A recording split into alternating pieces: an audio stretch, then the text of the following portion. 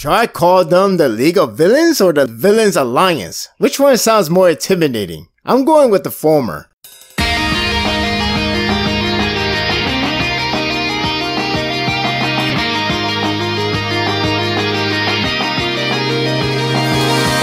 No one said this will be an easy mission. It's time like this you wish it was so simple. Raid the enemy line, take down foes, and then rescue the hostage. There, simple as that.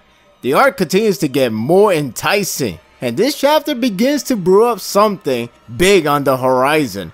And it won't be pretty. It's not an action-packed or shift focus to another scene like what's going on back on the surface or where is Muriel. It's surprising to me that it continues to focus on Fat Gum and Krishma. You would think that their battle is over, but surprise surprise, it's not over.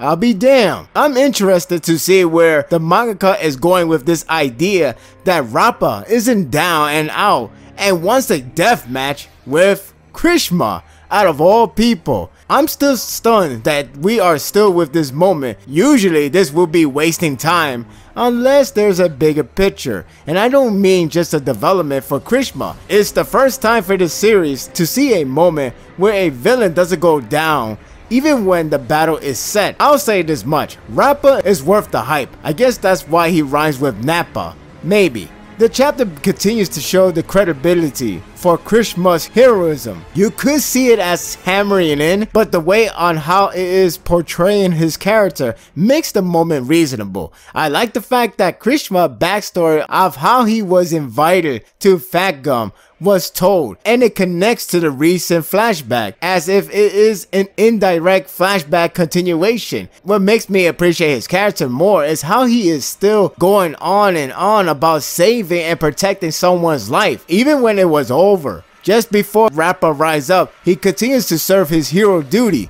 He doesn't have the mindset of, I did my job so I could go home. Rather, there's more to be done. And that's something that I can appreciate. It's sad because of his condition, but heartfelt because of his action. It also carries over from a villain no less. Although it is a strange way to show gratitude by asking for a fight, it's still a compliment. This series has whatever works flow going, but in a sensible reason. One of the more intriguing parts of the chapter is the backstory of Rappa. It's not only fulfilling the task to bring out more character within him, but it also creates an outlook of Overhaul's capability as hype increase. I wasn't expecting more out of him, but I welcome for any depth exploration. It almost made me respect Rappa. Well, maybe a little. I seriously start to appreciate him more. Usually they leave this type of character as it is, but this also brings a new light on Overhaul. It's a really good way to exploit more of Overhaul through a backstory of another. What's convincing is how the recent battle was difficult for Fat Gum and Krishma to handle Rappa, yet Overhaul easily defeated him multiple times before. This gave me an uneasy feeling of his potential. It's also interesting to note that he has an ability to technically revive someone right after he kills them. I do believe it has to be done before the damage is completely done, meaning before the living cell becomes dead. Imagine someone killing you and reverting back constantly just to get the message across. It's a hellish ability. The mission is essentially a time mission now that they know Overhaul is escaping with Eri. While his agenda wasn't clear enough for the hero, it does build tension with his escape, because if he does escape,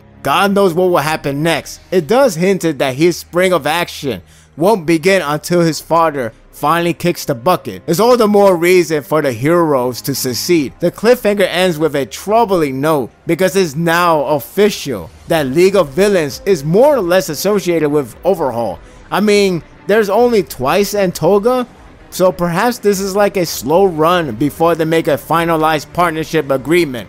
Either way, I am looking forward to see where this is heading to. Toga could provide more unsettling development towards Deku, and Twice would be interesting to see the capability of his quirk, and I still remember his backstory, so that makes me interested even more so than before. The artwork is solid, no more worries on the mangaka condition with no more short chapters, but seriously, it's not action packed, but it has a good impact and feel to them. It's all thanks to the interaction that felt a bit eerie between a hero and a villain while resting up. It's a strange feeling, but it does create a strange dynamic that you don't often see. For the record, Fat Gum Afterburn still looks damn cool. The mask really helps. Overall, it's a pretty good chapter with Krishna getting more credits even after he can't tell what's happening, nice info on Rappa, hype increase for Overhaul, and an interesting cliffhanger that leaves a bad feeling. I seriously wonder if we are going to see Krishna versus Rappa. I wouldn't mind at this point because we are soon going into a darker territory and it can only go downhill for heroes. I'm giving this chapter an 8.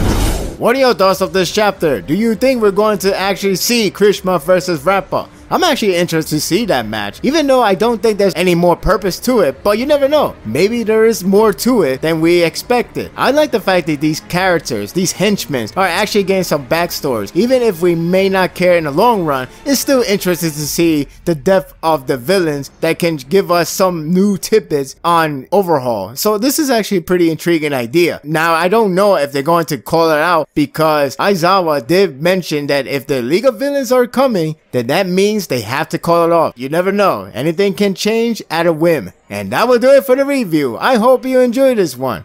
If you like this and want more of this, subscribe to my channel and my world will be yours to stay.